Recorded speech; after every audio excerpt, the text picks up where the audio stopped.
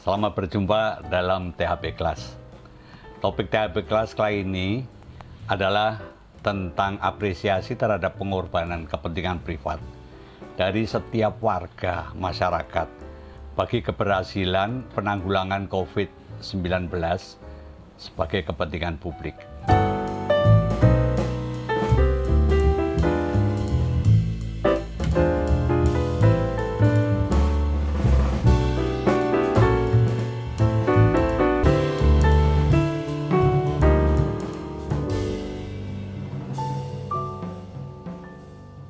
Sebelum membahas topik tersebut, ada baiknya dipahami terlebih dahulu apa kepentingan privat, apa itu kepentingan publik.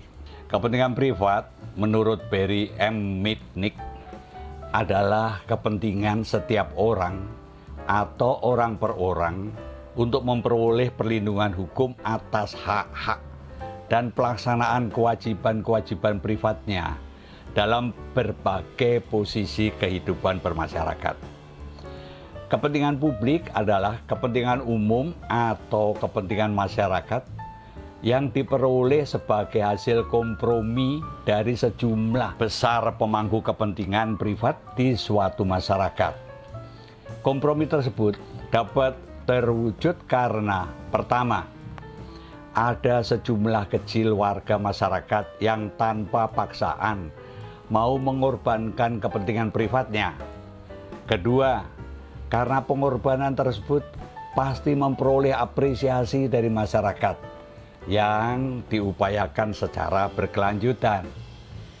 Dan ketiga, karena ada manfaat yang jelas bagi berbagai kepentingan privat dari setiap warga secara berimbang.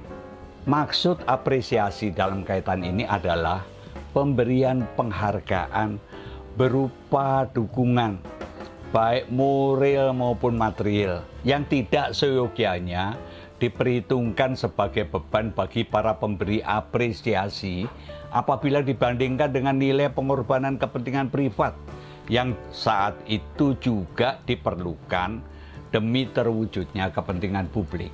Untuk memahami kepentingan privat dan kepentingan publik tersebut dapat diberikan suatu ilustrasi sederhana sebagai berikut. Seluruh warga suatu komplek misalnya berkompromi dan sepakat untuk mengadakan siskamling guna mewujudkan keamanan kompleks sebagai kepentingan bersama. Siskamling tersebut dilakukan oleh bapak-bapak warga komplek dengan mengorbankan kepentingan privatnya untuk tidak tidur di malam hari. Pengorbanan kepentingan privat dari bapak-bapak tersebut sudah barang tentu wajib diapresiasi oleh seluruh warga komplek.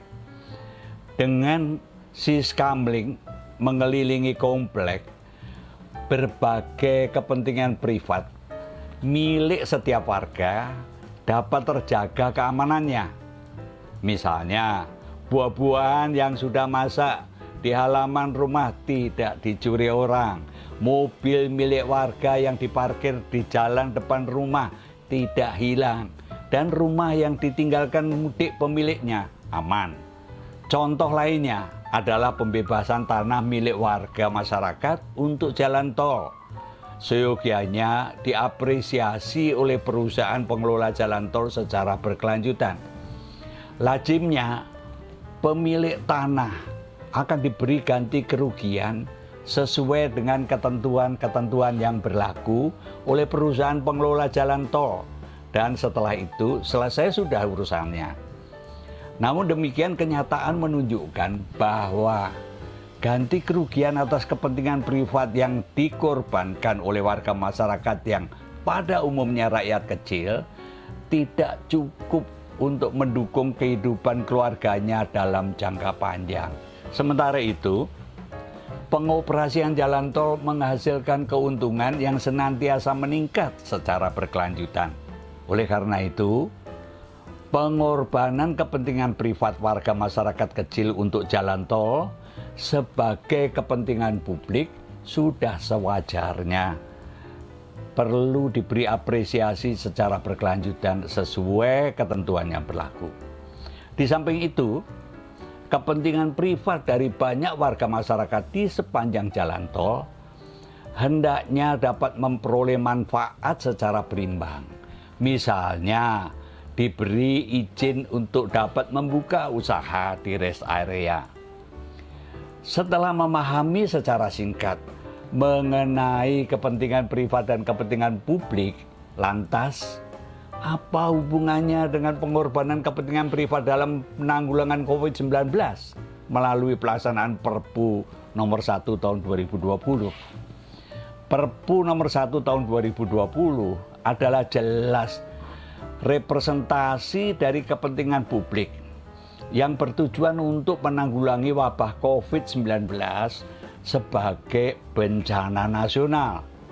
Dan masyarakat luas sepakat memberikan dukungan kepada pemerintah atas penetapan wabah COVID-19 sebagai bencana nasional. Penanggulangan COVID-19 dilakukan antara lain melalui penerapan PSBB, social distancing, dan karantina mandiri di rumah. Di samping itu, pemerintah juga menyiapkan rumah sakit rujukan dengan kelengkapan yang memadai, menyediakan gedung-gedung perawatan dan karantina kesehatan yang lengkap dengan fasilitasnya, serta mengadakan alat-alat kesehatan dan obat-obatan yang mencukupi. Demi keberhasilan penanggulangan COVID-19, berbagai macam kepentingan privat, baik lahiriah maupun batiniah, telah dengan terpaksa dan akhirnya dengan rela karena tidak ada pilihan lain, dikorbankan oleh sejumlah warga masyarakat. Pengorbanan kepentingan privat seperti tenaga medis dan paramedis yang terpaksa berpisah dari keluarga dan terancam terinfeksi. Buruh, tani, nelayan, pekerja kecil, karyawan, pegawai harian, dan pedagang kecil yang kehilangan penghasilan, pekerjaan, dan mata pencarian, serta masih banyak lagi macam dari kepentingan privat yang dikorbankan yang perlu diberikan apresiasi. Apresiasi yang saat ini sedang dilaksanakan oleh pemerintah dengan dukungan usaha skala besar, warga masyarakat mampu, dan organisasi-organisasi relawan adalah memenuhi kebutuhan mendesak dari setiap warga masyarakat. Kebutuhan mendesak tersebut meliputi antara lain pangan, sembako, dana tunai, obat-obatan, alat-alat kesehatan, alat pelindung diri, dan tak kalah pentingnya adalah rasa aman dan rasa tentram. Di samping itu, pemerintah tentunya telah mempersiapkan apresiasi yang akan diberikan setelah masalah COVID-19 terselesaikan dengan baik, yaitu suatu jaminan tentang kepastian bahwa ekonomi kerakyatan nasional akan pulih dan berjalan normal kembali.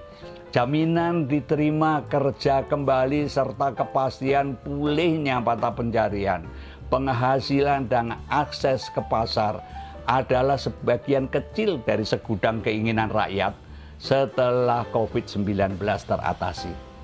Langkah-langkah apresiasi beserta perkiraan jangka waktunya sudah barang tentu memerlukan dukungan dana yang besar yang bersumber dari APBN dan beberapa sumber yang dikuasai oleh pemerintah. Dukungan dana tersebut dibutuhkan saat ini juga dan tidak dapat ditunda-tunda karena pemenuhan kebutuhan rakyat kecil untuk kehidupan sehari-hari dalam karantina mandiri, untuk mencegah penyebaran COVID-19, untuk pengobatan, ODP, dan PDP, serta biaya pemakaman yang sudah meninggal juga tidak dapat ditunda-tunda.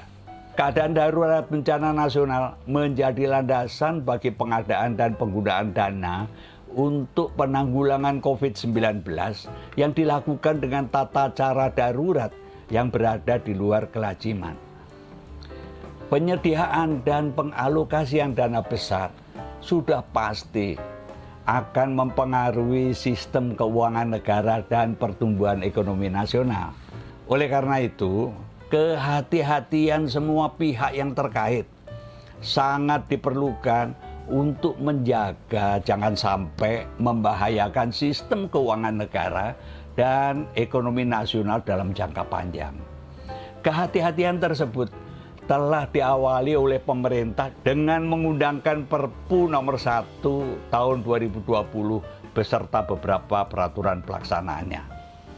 Langkah awal pemerintah tersebut perlu diberi apresiasi oleh masyarakat luas dengan memberikan dukungan karena tujuannya jelas, yaitu untuk memberi apresiasi terhadap pengorbanan berbagai kepentingan privat yang telah diberikan oleh sejumlah besar warga masyarakat.